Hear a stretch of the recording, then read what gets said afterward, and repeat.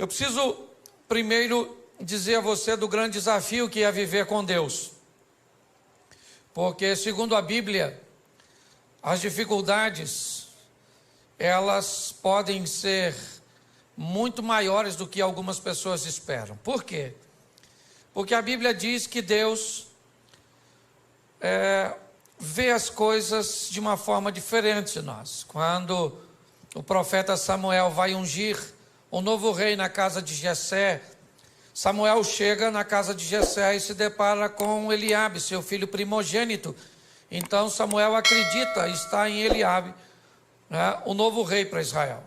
E Deus diz para Samuel: não atente para a sua aparência, nem para a sua estatura, porque eu tenho rejeitado, porque eu não vejo como o homem vê o que está diante dos olhos, porém o Senhor olha para o coração. Aí a Bíblia também diz que os pensamentos de Deus não são os nossos pensamentos, e os caminhos de Deus não são os nossos caminhos. E aí nós vamos ter um problema sério, porque nós escolhemos nossos relacionamentos por afinidades. E aí a Bíblia diz: eu não penso como você pensa, eu não ando como você anda, e eu não vejo como você vê, e nós vamos ter que andar junto. E como é que esse negócio vai funcionar? Alguém vai ter que mudar para isso dar certo. E esse alguém quem é? Deus. Certo? Deus tem que mudar para se encaixar no meu perfil, senão ele não vai andar comigo, que é um privilégio andar comigo, certo? Então, se nós tivermos a sensibilidade e entendermos o que Deus quer fazer através de nós, eu acho que essa é a grande essência da caminhada cristã. Adquirir no Espírito Santo e na Palavra de Deus a sensibilidade para que se cumpra em nós o que Deus deseja fazer, segundo o que Ele planejou. Ok? Porque às vezes nós vamos nos relacionar com Deus e queremos que Ele faça o que nós desejamos. E a Bíblia é bem clara: os planos de Deus não podem ser frustrados. Então, se os planos de Deus não podem ser frustrados, se prepare para ver os seus. Porque entre os seus e dele, o dele não vai ser frustrado e você pode ter o seu frustrado. O que você precisa saber é que Ele sabe, conhece todas as coisas e que é o melhor para nós. Então, quanto mais rápido nós descobrimos o que Deus quer fazer, fica mais fácil. E ao longo de todo o tempo Ele nos dá as diretrizes, certo? Deixa eu ser um pouco mais completo nessa mensagem de agora. Quando nós vamos olhar para Gênesis 1 e 2, Deus vai estabelecer o modelo da vida do homem. Que modelo é esse, pastor? A fé. E disse Deus: haja luz. Deus começa então a chamar à existência as coisas que não existem, como se elas já existissem. Isso é fé. Ok? Então o estilo de vida que nós precisamos trilhar é o estilo da fé, de ver aquilo, certo? De acreditar naquilo que não está ainda diante dos nossos olhos, mas já está no nosso campo de visão. Como você viu o pastor Eibe falando, certo? De uma centena de igrejas espalhadas por São Paulo. Isso não é feito por vista, porque as igrejas ainda não estão estabelecidas, mas isso é feito por visão. Visão é aquilo que não está diante dos seus olhos, mas já está como seu alvo no campo da fé. Quando nós olhamos um pouquinho mais à frente, ainda no Gênesis, Deus vai dar uma outra diretriz. Qual é? É que a vida do homem vai ser estabelecida em fé, mas ele tem um inimigo. Aparece lá o tal do Lapeta, certo? Eu falo com ele porque é mais seguro mandar ele para lá do que chamar ele para cá, certo? Se eu falo com você, eu falo para o Peta vir. Se eu falo com ele, eu falo para o Peta ir. E entre o Peta vir para cá e ir para lá, eu prefiro que ele fique o mais longe possível, tá certo? Mas ali nós vamos ter o opositor, o inimigo, tá certo? E logo na frente nós vamos ter as armas que ele vai usar para nos desviar do caminho da fé. O desejo pelo ambiente proibido, essa é uma estratégia do mal, certo? Lembra do tal do Sansão, o tal do cabeludão, que estava careca de saber que não devia se meter com aquelas coisas, certo? E acabou se enfiando onde não devia, porque o diabo montou uma estratégia, botando coisas doces em lugares proibidos. Porque ele é um estrategista para colocar coisas doces em lugares proibidos. Tá certo? Então, o desejo pelo proibido, ele vai falar de inveja e vai dar toda uma diretriz. Por isso a Bíblia diz que o justo viverá pela fé. Então, não é uma fé pontual, é uma fé constante. Pautado nisso, eu tenho que te mostrar hoje que Deus, ele quer mudar a vida de outras pessoas e já faz isso desde o Velho Testamento. Quem acha que essa proposta da salvação é para todo mundo, né, e olha para o Velho Testamento e ainda vê ela parece um pouco travada, mas eu queria lembrar você que uma ex-prostituta chamada Raabe resolveu mudar de vida e sair de cima do muro, tomar uma posição, assumir uma postura e entrou na genealogia do Filho de Deus. Olha só, pensa bem, alguém falasse, o senhor tem na sua árvore genealógica uma ex-prostituta. E Jesus ia falar assim, parente minha mesmo, longe, mas parente, com passado esquisito, mas com futuro brilhante. Ele pega uma moabita chamada Rutinha, uma mulher extraordinária, certo? Ele vai salvar um sírio chamado Naamã e tantos outros. Então, pastor, o que Deus quer? Deus está querendo salvar as pessoas. Ele não manda ninguém para o inferno. Quem mandou a gente para o inferno foi o Adão. Deus está trabalhando para tirar. Ah, pastor, não acredito em inferno, morreu, acabou. É um direito que você tem. Só que pode chegar lá, encontrar com ele e falar, ih, caramba, você existe. E o diabo vai falar, prazer. Ah, mas eu não acreditava em você. E o diabo vai dizer, para entrar aqui não precisa de fé. Fé é uma exigência da concorrência. Aqui você entra sem fé mesmo, senta nessa cadeira pegando fogo que já vou te atender, ok? Então, se você quer ir garantido, vai com Jesus que o passaporte vai carimbado. Tá certo? E você vai passar por lá, vai passar, né? Até quem não for para o céu, vamos dizer assim, vai ter que ver Jesus. Todo joelho dobrará, toda língua confessará. Então a turma vai passar por lá. Aí eu imagino Jesus olhando para alguns, né? Aí a pessoa entra. Aí Jesus está lá. Aí igual a hora da conexão aqui, né? Jesus, ó.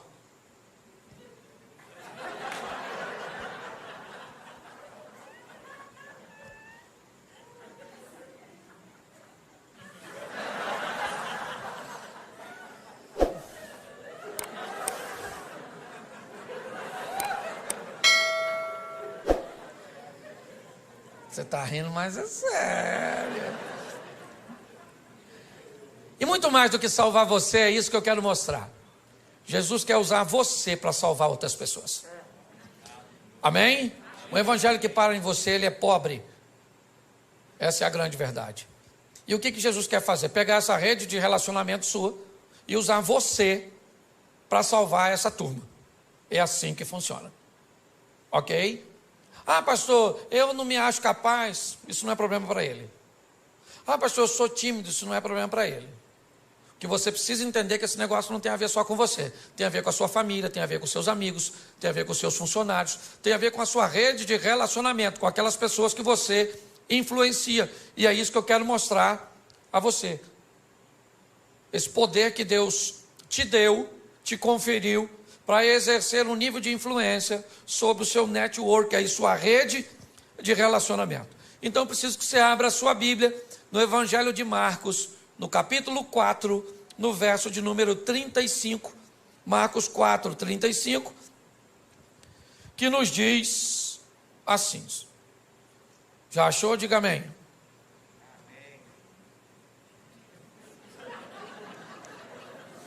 Vocês estão rindo de quê? É só para achar. Diga amém quem já achou. Amém. Isso. Quem não achou é só ficar quietinho, que já ajuda pra caramba. Verso 35. E naquele dia, sendo já tarde, disse-lhes, passemos para outra margem, ou para outra banda. E os discípulos, deixando a multidão, levaram consigo assim como estava no barco, mas havia também com ele outros barquinhos. levantou-se um grande temporal de vento, de maneira que as ondas subiam sobre o barco, e ele já quase se enchia, e ele estava deitado na popa do barco, sob uma almofada, despertaram, dizendo: mestre, mestre, não se te dá que pereçamos? E ele, despertando, disse ao vento: cala-te, disse o mar: aquieta-te. O vento se aquietou e houve grande bonança. E disse: por que sois tão tímidos, ainda não tendes fé? E sentiram um grande temor, e diziam uns aos outros: mas quem é este que até o vento e o mar lhe obedecem? Versículo 1 do capítulo 5. E chegaram na outra banda, na província dos Gadarenos, dos Gezerenos, não sei como é que está a sua tradução. Feche os seus olhos, não feche sua Bíblia. Senhor nosso Deus e Pai, continua falando conosco, e usa-me, ó Deus, como um canal de bênção, em nome de Jesus. Amém. Glória a Deus. Amém? Amém. Glória a Deus. Vamos dar uma olhadinha aqui, e é muito importante nós entendermos que, se vamos lidar com Deus, temos que entender que Ele que dita as regras do jogo. Ele pode ir a lugares, abordar pessoas, tomar decisões que contrariaria, a nossa mente e as nossas escolhas. Ele entra em situações que ninguém entraria. Você olha para João capítulo 8, por exemplo, Jesus entra em cena num ambiente totalmente inóspito, onde ninguém entraria. Jesus entra para defender uma mulher adúltera. Lembra aquela mulher adúltera de João 8? Adúltera, apoiada pela lei de Moisés, que deveria ser apedrejada. Quem contrariasse a lei de Moisés seria acusado de blasfêmio e levaria uma pedrada também. E Jesus entra em defesa de uma dona que, cá convenhamos, nem merecia, porque ela sabia que se adulterasse, morria pedrada. Por que adulterou? Porque às vezes a gente sabe que tem coisa que vai levar a nossa vida para o buraco, mas às vezes o Satanás é tão astuto que nós fazemos aquilo que não deveria fazer. Agora a dona está lá seminua, indo para ser apedrejada fora da cidade, porque não podia tacar pedra dentro dos muros. No caminho alguém tem uma ideia genial de levar ela para bater um papo lá com Jesus, porque estava a fim de tacar a pedra em Jesus também. A cabeça deles é: vamos levar ela lá e vamos dizer: Jesus pode apedrejar ela? A lei do Moisés diz que pode. Se o senhor disser que não pode, a gente taca a pedra em você também. 2 coelhos com uma cajadada só. Ninguém ia se meter com a lei do Moisés, é com a dona, com a vida tão torta. O que eles não sabiam é quem era Jesus, o chefe dos crentes. Jesus está bem lá, ensinando a turminha, fazendo um discipulado. Quando de repente jogaram a dona seminua, falaram: aí Jesus, dona foi pega em flagrante. A lei nos mandou que taca a pedra nela, mas o senhor, o que o senhor fala? Jesus não falou nada. E aí o pessoal falou: fala Jesus, fala Jesus, fala Jesus. Aí ele levantou e falou assim: aí gente, fala uma coisa para tu. Estão a fim de tacar a pedra nela? Então aquele que não tem pecado dá a primeira pedrada, porque a lei do Moisés, que eles estão embasados, diz que só podia tacar pedra, o povo só podia tacar depois que as testemunhas oculares apedrejassem. Então eles que viram tinham que dar a pedrada. Eles tacavam a primeira, não podia ser uma testemunha só, e aí o povo depois vinha e matava. Só que Jesus disse: atire a primeira. Ele não está falando com todo mundo, está falando com quem viu. E aí ele disse: atire a primeira quem não tem pecado. Baixou e voltou a escrever. Aí o furdunço aconteceu, porque todo mundo se conhecia, ficou um olhando para o outro, esqueceram da mulher adúltera e ficaram olhando para as testemunhas oculares. Não vai tacar não, irmão? Taca a pedra, pô. Eu vou tacar depois de tu, porque eu não vi, mas tu viu. Ele falou: eu vi, mas tu escutou o que ele falou? Não pode ter pecado.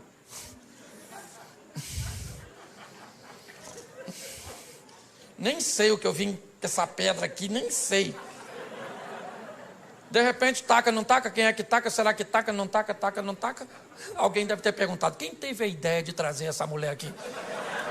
Vamos dar uma pedrada nele, porque eu ia tacar a pedra na dona e agora a pedra virou inútil. Todo mundo jogou a pedra fora, todo mundo. Olha só, Jesus entra para defender uma mulher que ninguém defenderia. Sabe o que a Bíblia está dizendo? Que ele é capaz de defender você de você mesmo. Você está entendendo? Que o seu erro não é uma fatalidade. Ele tem poder para recuperar você, para recuperar a sua história, para recuperar a sua reputação, para te colocar novamente no jogo da vida, para que você suba no palco e vá protagonizar suas próprias histórias. Não vai ganhar o Oscar principal, mas dá um de coadjuvante, já está bom demais. Todo mundo jogou a pedrinha fora, todo mundo. Ficou só Jesus e a mulher, até os discípulos. Jesus levantou, só estava ele e a mulher, e falou: ué, dona, onde estão os teus acusadores? Ninguém te condenou? Ela falou: ninguém, Jesus. Porque todo mundo tem pecado, Jesus, todo mundo tem. Jesus deve ter falado o quê? Todo mundo não. Todo mundo não, que tem alguém aqui que tem moral para apedrejar você. Moral para te apedrejar eu tenho. Eu só quero te dar mais uma chance. É isso aí. Glória a Deus. Então Deus está querendo usar você para mudar a história das pessoas que estão ao seu redor. O texto que lemos diz que já era tarde quando Jesus disse que quer ir para o lado leste do mar da Galileia. As 10 cidades pagãs estão lá. O discípulo não costumava frequentar aquele lugar, porque era crente, e crente tem uma dificuldade para lidar com o pecador. Se não seguir o modelo, se não tiver na caixinha, certo? Esse dia, minha esposa falou assim: Cláudio, a igreja está meio bagunçada. Eu falei: está bagunçada? Por quê, querido? Você viu uma menina com cabelo azul, vermelho? Eu falei: ué, filho, seu cabelo é louro? Ela falou: claro que não. Eu falei: então, você não pintou de louro, amarelo? Então de amarelo pode pintar, de azul. Aí ela ficou quieta, né? Jogou a pedra fora. Se não cumprir o protocolo, os crentes costumam se atrapalhar. Os discípulos não estão entendendo o que Jesus quer fazer no meio de pecador. O que ele quer fazer do outro lado? Já era tarde, já estava escurecendo, o discípulo já estava cansado. Marcos utiliza um advérbio de tempo, e sendo já tarde, Jesus falou: eu quero ir do outro lado. Fazer o quê? Quero ir. Mas o que é? Tem um pequeno grupo? Tem nada. Eu estou a fim de dar um pulinho lá do outro lado. Vamos embora. Botou a turma dentro do barco e foi. Ele e os discípulos, que não estavam entendendo nada, porque às vezes é assim. Você tem que entender que com Jesus, ou você obedece, ou você se lasca. Você quer ver? Tem 2 soldados. 2 soldados aqui em pé. De repente, um comandante diz assim: no chão!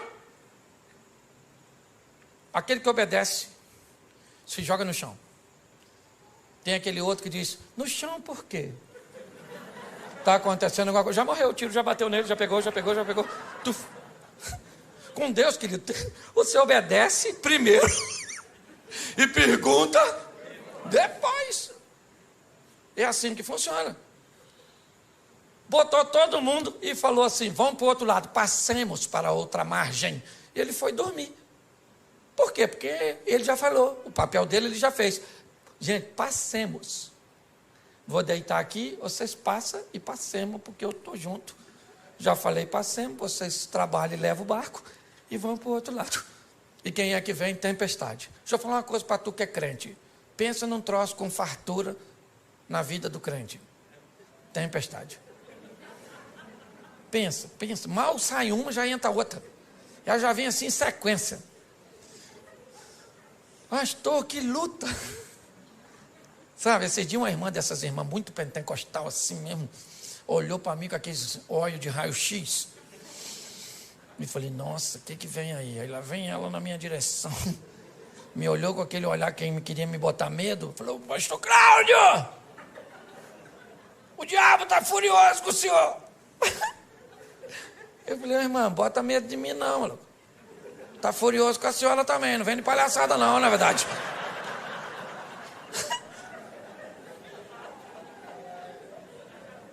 Então deixa eu falar, todo mundo enfrenta dificuldade, sim ou não? Sim ou não? Então, querido, tenha medo da tempestade não, deixa ela vir. Cristo disse assim, ó: eu venci, vocês vão vencer também. Então não tenha medo do que vai encontrar no percurso. Você tem que ter força para lutar. Para com essas palhaçadas de: acabou. Pastor, me desiludi com o meu namorado, não quero mais saber de homem. O homem é tudo igual. A senhora nem conhece os homens tudo do mundo, já está falando que é tudo igual. Então a senhora está muito rodada, entendeu? Mas não, o que é? Um trauma faz com que pessoas interrompam a sua caminhada. Querida, a vida é dura para quem é mole. Certo? Os discípulos estão lá enfrentando problema, o que é que nós vamos fazer do outro lado? E Jesus está lá dormindo. Quando de repente, alguém vai lá nele e diz: Jesus, acorda aí. Falei lá com ele para o senhor: nós vamos morrer afogados. O negócio de ir para o outro lado não vai rolar. Jesus levantou, ficou em pé, falou para o vento: cala a boca agora, vento. Cala a boca aí. Ô mar, eu não quero nem marola, é piscina. Agora. Aí ficaram olhando um para cá do outro. Falou: quem é esse que até o vento e o mar lhe obedecem? Os discípulos estão querendo saber o que é que eles vão fazer do outro lado. E o que Jesus quer? Alcançar uma influência. Jesus quer alguém para fazer propaganda dele. Porque propaganda é a alma do negócio, gente. Você lembra quando o reino de Ezequias está cercado pelo rei Senaqueribe, filho de Tiglade? E agora não tem rota de fuga, aquela situação toda. E aí o Ezequias chama o profeta Isaías e diz: Isaías, vamos falar com Deus aqui, meu filho, que a chapa está quente. O negócio está doido. Certo? Está igual ao Rio de Janeiro. O negócio está difícil. Vamos orar. E aí eles falam com Deus: Senhor, olha aí o Senaqueribe ameaçando o Senhor, ameaçando eu. Deus envia um anjo. Quantos anjos? Quantos anjos? Um só. Deus falou: um anjo, dá um pulinho lá e resolve a parada, mata só valente, não mata covarde não. Aí o anjo fazia assim, ó. Quem enfrentava morria, quem corria salvava. Por quê que o anjo não matou covarde? Porque se mata todo mundo, quem é que conta para os outros? Os anjos, os covardes saíam correndo nas nações vizinhas, chegava lá assim, ó.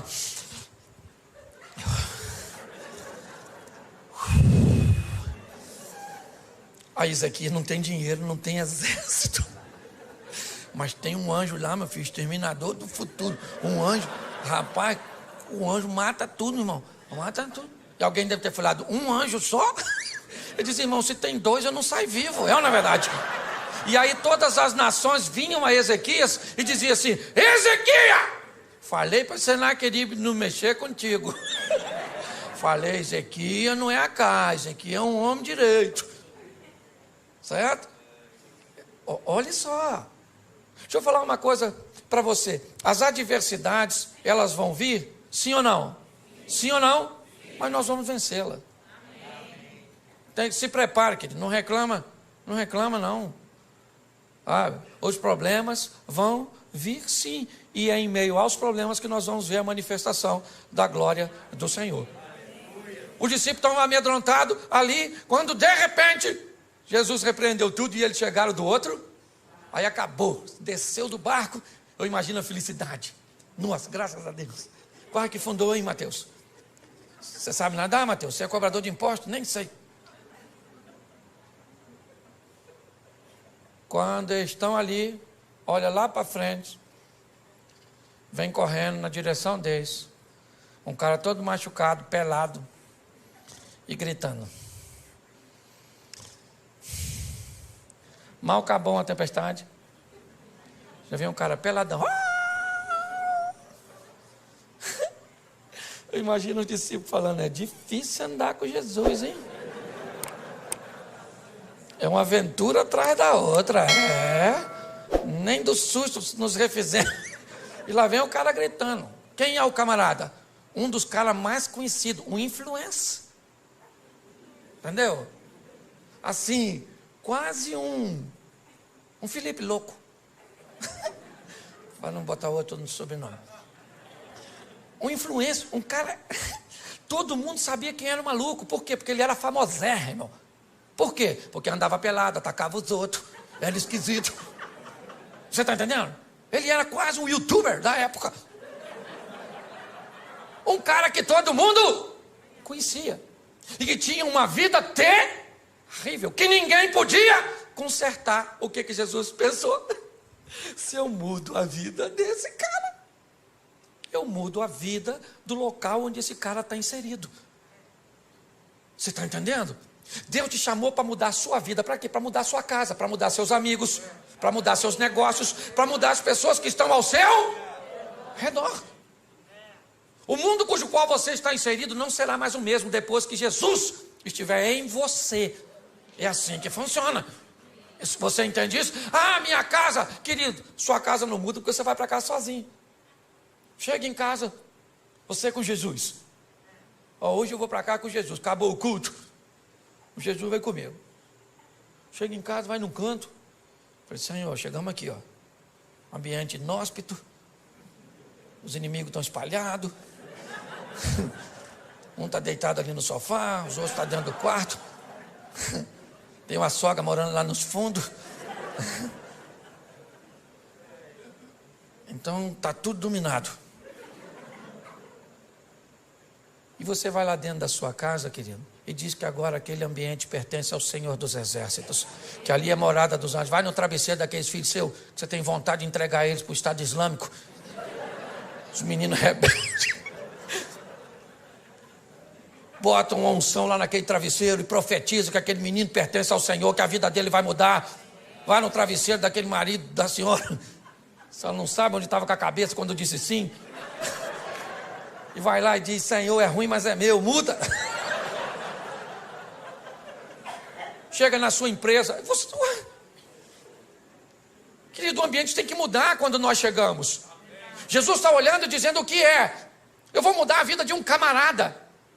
Que camarada é esse? Um indivíduo que ninguém queria. Mas o que ele é? Ele é um influenciador. E quem é esse cara hoje? É você. Não estou te chamando de endemoniado, não. Ainda que ser endemoniado não é nem tão ruim.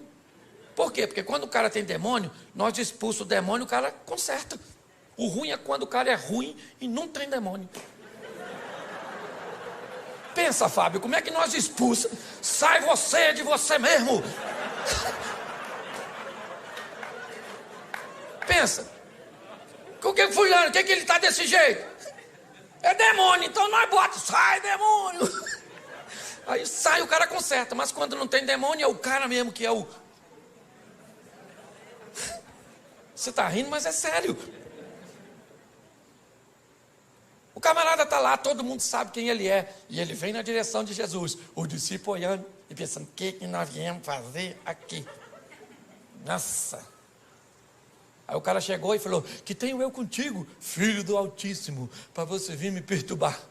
Jesus falou, como é que é seu nome, querido? Ele falou, meu nome é Legião, porque nós somos um montão.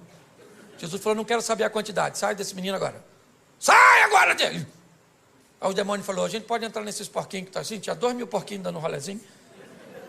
Aí Jesus falou, nos porquinhos pode, é só sair dele. Aí os demônios saíram e entraram nos porquinhos e jogaram os porquinhos do precipício. Os porquinhos morreram tudo. Aí quem chegou na cena? Quem cuidava dos porquinhos. E falou, vocês viram os porquinhos que estavam por aí, aqui assim? Tinha uns porquinhos aqui, agora... Alguém falou assim, ó.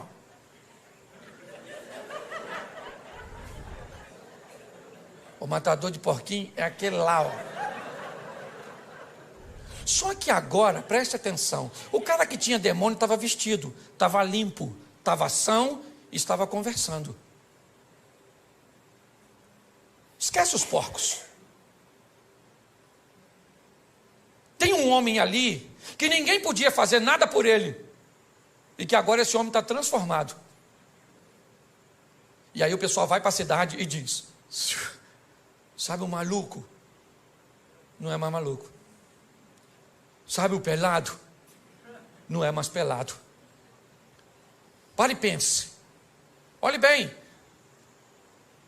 A notícia chegou lá que tinha um camarada com a vida totalmente contrária, que ninguém nunca pôde fazer nada por ele. E esse indivíduo era conhecido. As pessoas, quando o viam passar na rua, sabiam quem ele era. As pessoas sabiam que ele era uma ameaça para a sociedade. As pessoas sabiam que ninguém queria se relacionar com ele. Ele era um vivo, vivendo com mortos, pois ele morava nos sepulcros. Ele se feria, ele gritava, ele atacava pessoas. Ele era basicamente um irrecuperável. E de repente Jesus chega naquela região onde não tinha um crente, onde nenhum de seus discípulos tinham condições de desempenhar uma função de sucesso. E Jesus enfrenta uma tempestade, a incredulidade dos discípulos, a hostilidade do povo daquela região, simplesmente para ter um encontro com um homem. que nós não sabemos nem o nome dele, porque às vezes o estilo de vida acaba se complicando tanto, que o que nós recebemos sobre nós é um título pejorativo, é o caloteiro, o mentiroso, o fofoqueiro, o promíscuo.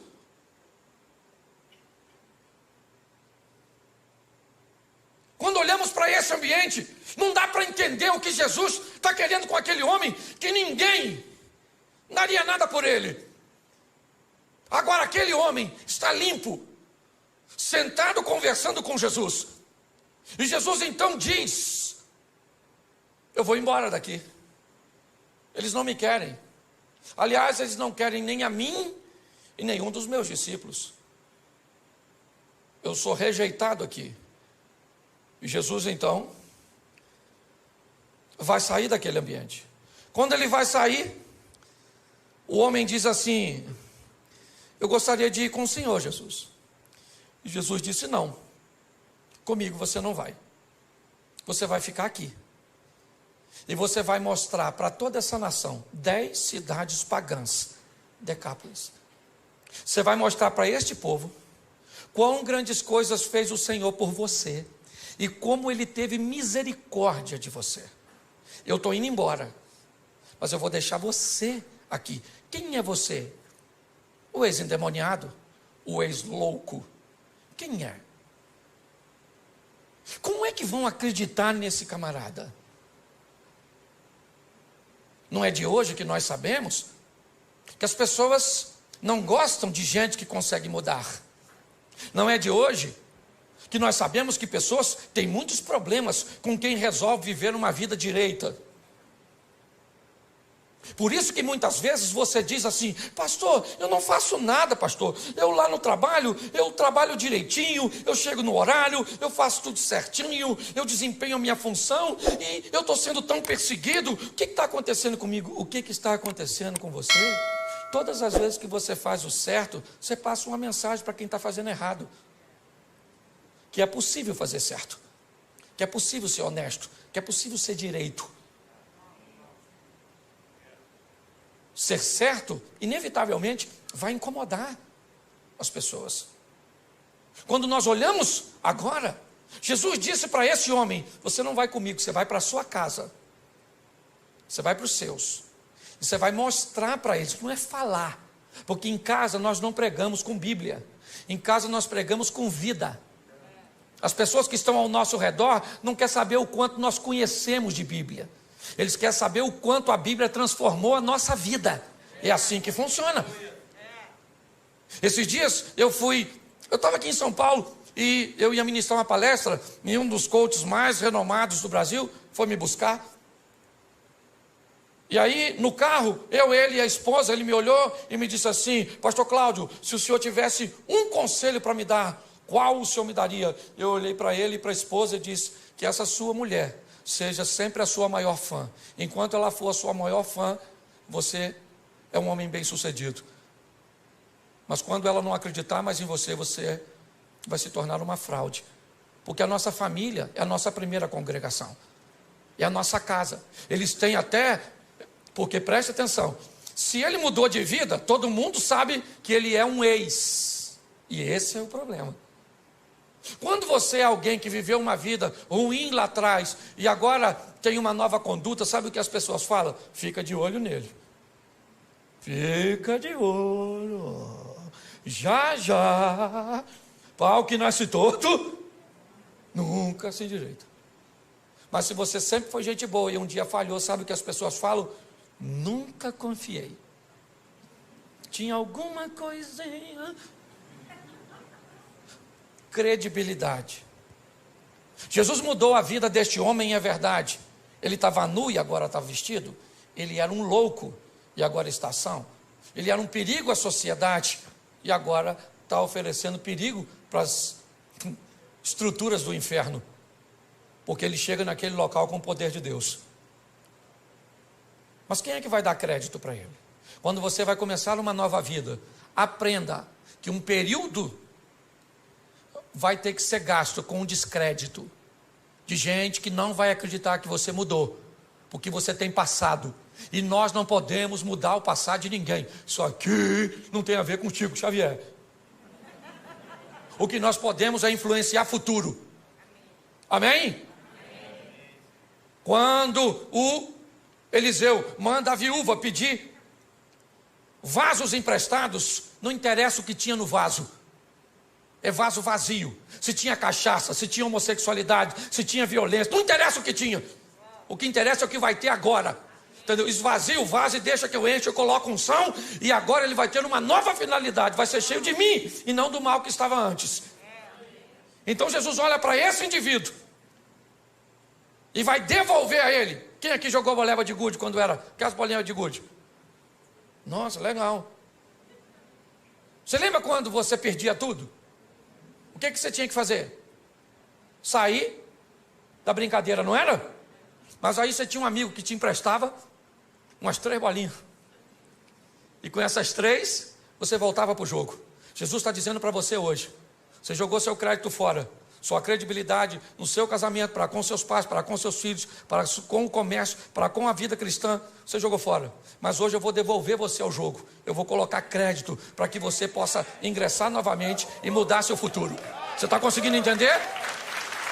Nós precisamos entender isso. E a maturidade. Esse homem, ele vai reconstruir a sua credibilidade. Imagine ele chegando em casa, depois que encontrou com Jesus, e o pessoal falando: olha ele aí, quem é? Nossa, confusão. E ele chega em casa, pensa: vestido, gente, tão bonitinho. E ele falando: bom dia, família. E o pessoal: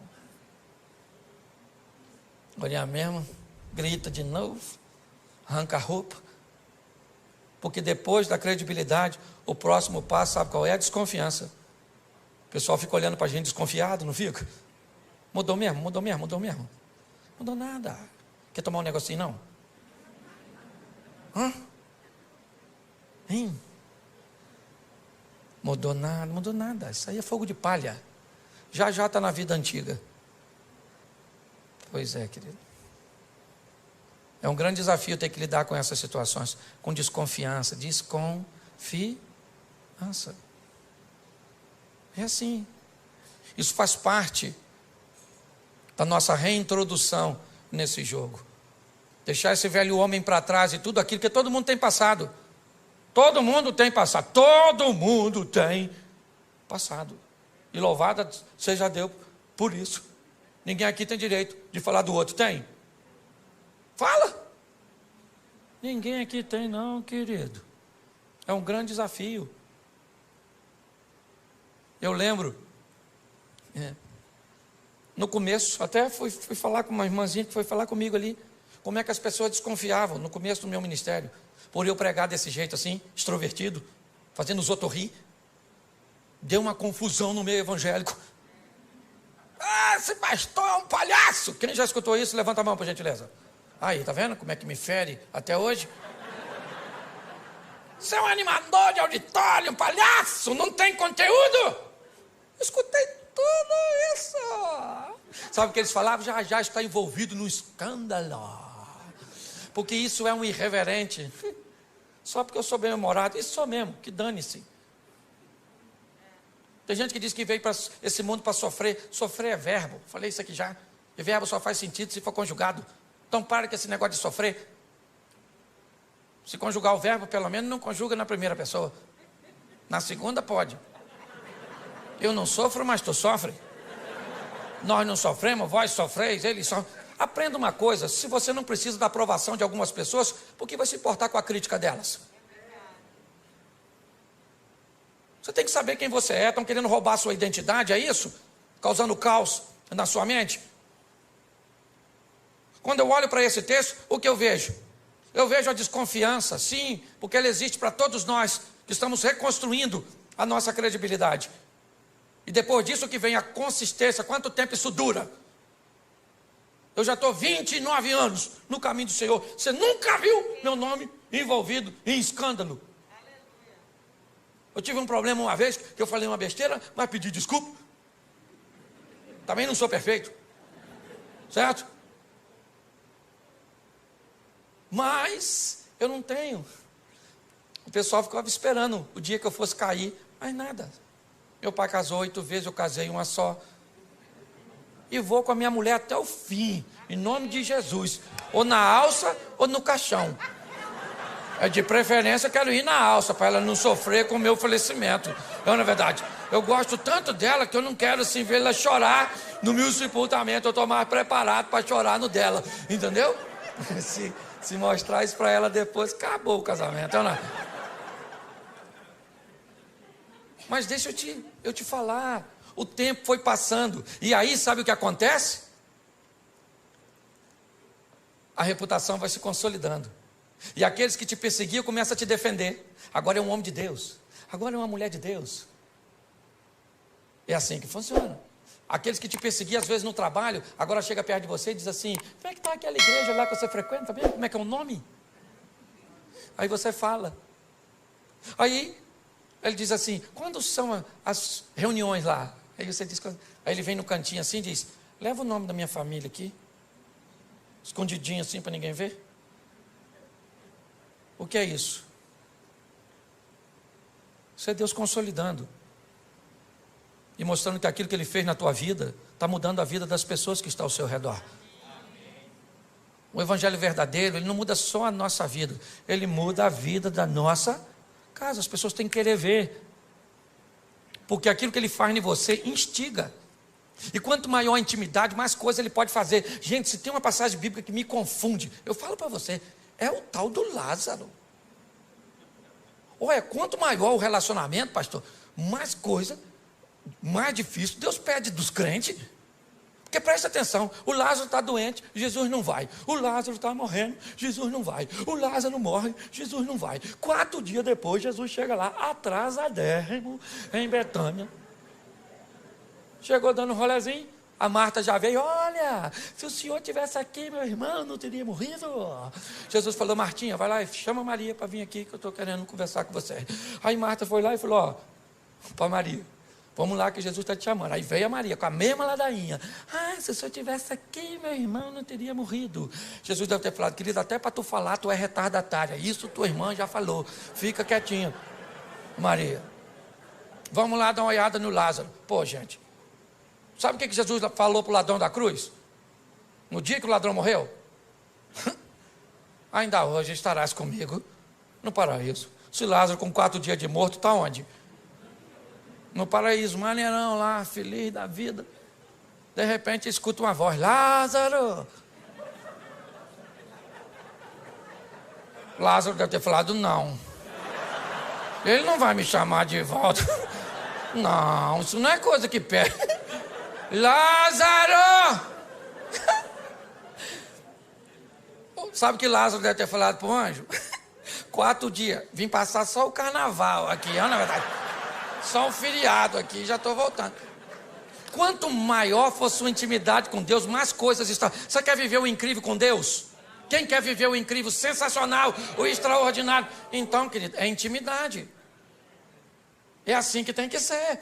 Esse cara está vivendo o incrível. 2 anos e meio depois, nós vamos sair de Marcos 5 e vamos para Marcos 7, versículo 50, por aí, finalzinho do Marcos 7. Jesus, 2 anos e meio depois dessa primeira visita, ele volta a Decápolis, pelas terras de Tiro e de Sidom, e em Decápolis ele vai fazer a segunda multiplicação dos pães. Quando Jesus chega em Decápolis,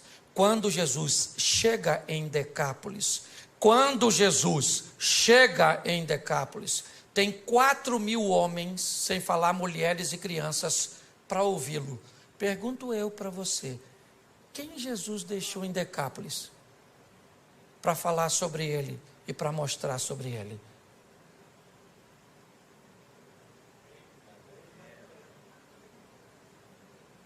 Você consegue entender?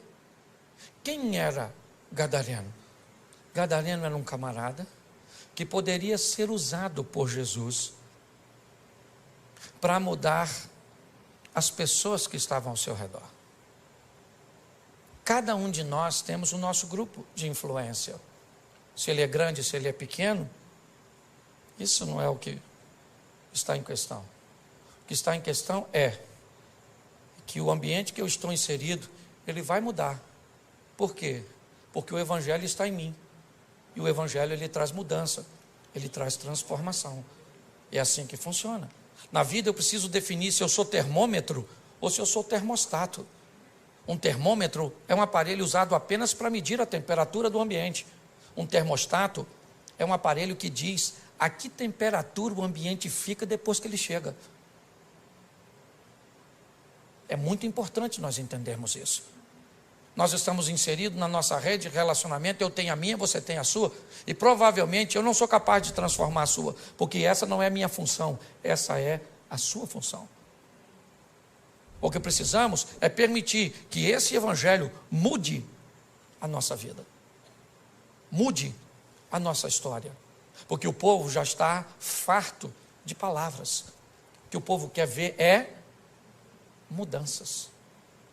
Você sabe que um dos maiores inimigos da expansão do Evangelho é o mau testemunho de algumas pessoas que se dizem andar com Jesus? Nós precisamos sair daqui hoje. Esse é o meu propósito de vir aqui. Foi isso que Deus colocou no meu coração. De fazer com que você saia realmente para casa com uma visão missionária. De transformar vidas. E como já foi dito aqui, não simplesmente de fazer um novo convertido, mas de fazer um discípulo, de ensinar as pessoas o que é relacionamento com Jesus, porque um convertido, ele normalmente já fica satisfeito com o que alcançou, sua salvação. Um discípulo não, ele vai atrás de outras pessoas, ele vai, não interessa, e presta atenção, quanto pior for a pessoa, vai atrás dela, porque a mudança dela vai causar um grande impacto. Agora Jesus volta. Eu fico imaginando. Quem vem aí? Jesus? Não. Quem é que está chegando em Gadara? Por que nós devemos vê-lo? O que ele tem? Cara, o homem que está vindo aí, ele é o camarada que fez aquele indivíduo mudar de vida. Aquele cara que era famoso porque andava nu, atacando as pessoas, desequilibrado, ele mudou. Mas como ele mudou? Ele mudou porque Cristo mudou a vida dele. As pessoas estavam interessadas em ver Jesus e também olhar o indivíduo que outrora vivia nu. Se você lembrar da passagem de Lázaro, voltamos a ela. As pessoas vinham de longe para ver Jesus, mas para ver também Lázaro. E muitos queriam matar Lázaro de novo, porque as pessoas estavam acreditando em Jesus por causa de Lázaro. E Lázaro não estava nem aí. Só deve ter falado com Jesus. Se matar agora, por favor, me deixa quieto. Você consegue entender isso? Então hoje sabe o que acontece? Primeiro, nós estamos sofrendo porque as pessoas não nos aceitam, porque isso, porque aquilo. Eu não estou nem aí, estou nem aí. Vai para a internet ver o que as pessoas falam de mim. Esse dia disseram que eu sou o anticristo. O senhor prega desse jeito, o senhor deve ser o anticristo. E eu escrevi lá mesmo, se eu for o anticristo, você deve ser a besta.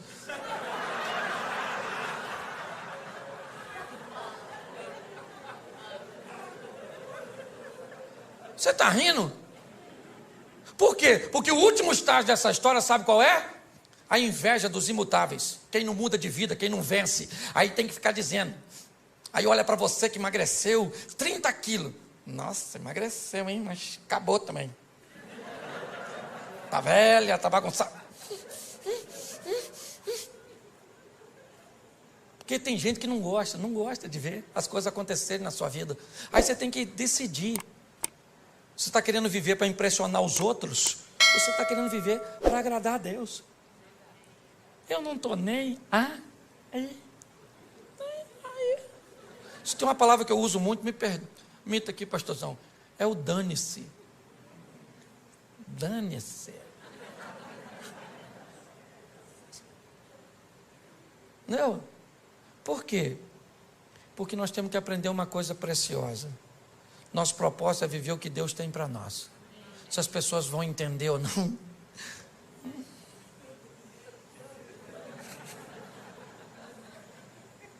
Certo? Nós vamos viver. Então pare de ficar abatido. Descubra o que Deus quer fazer através de você na sua rede de relacionamento. É assim que funciona. E você vai ver que a sua vida vai ficar mais fácil. Quem imaginava que aquele indivíduo seria um evangelista tão poderoso? Ninguém. Se você estivesse lá, você o escolheria? Provavelmente não. Mas ele escolheu. E muito mais do que ter escolhido aquele homem, ele escolheu a mim e a você, acreditando que nós também podemos mudar o ambiente cujo qual nós estamos inseridos. Saia daqui hoje, leve Jesus para sua casa, para sua família. Leve mesmo, mas fala para o mundo espiritual. Chega dentro de casa e diz: Jesus está aqui. Chega na empresa, chega para o seu casamento, chega para os seus filhos. É assim que funciona. E o ambiente vai mudando. Posso ouvir um amém? Amém. Você pode ficar de pé? Feche seus olhos. Pode fechar que ninguém vai pegar nada seu não. Só porque eu sou carioca e flamenguista, né? Saudações. Feche seus olhos, fecha aí. Isso. Feche seus olhos. Senhor nosso Deus, muito obrigado pela oportunidade que o Senhor nos tem dado de acreditar em nós, de olhar num ambiente onde muitas pessoas não dariam nada para o nosso futuro.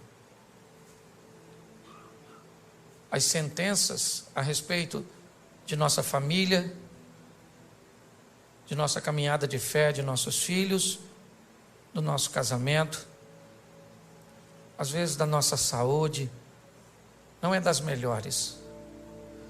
Mas nós vivemos pela fé, servimos um Deus que é todo-poderoso.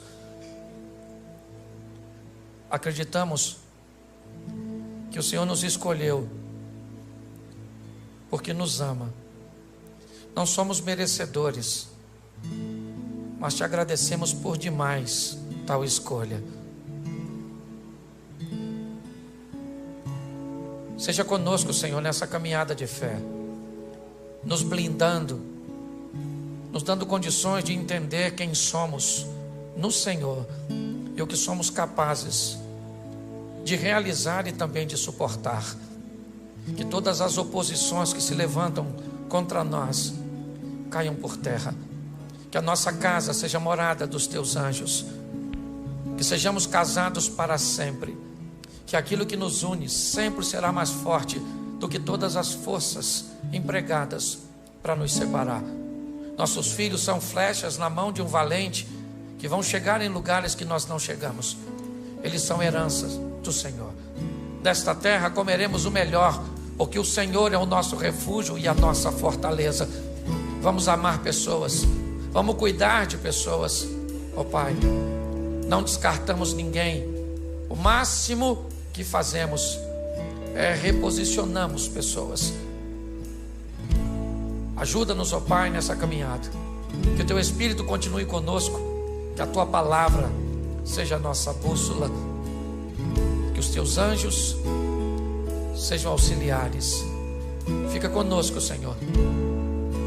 Porque nossa função é mudar a vida das pessoas com aquilo que mudou a nossa. Que mais do que te amar, que possamos amar tudo aquilo que o Senhor ama. E que assim seja na nossa vida, em o nome de Jesus. Você pode aplaudir o Senhor? Glória a Deus. Olá, pastorzão. Uau, muito obrigado, pastor Cláudio. Foi muito bom, muito